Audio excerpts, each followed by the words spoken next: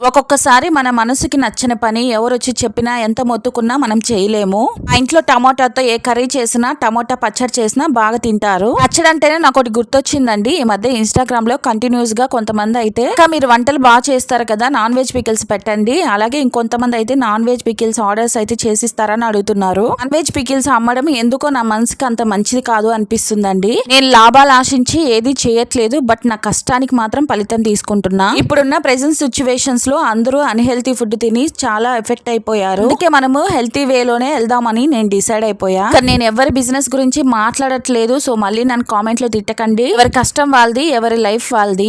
Purely నా personal opinion మాత్రం మీతో షేర్ చేసుకుంటున్నా అంతే.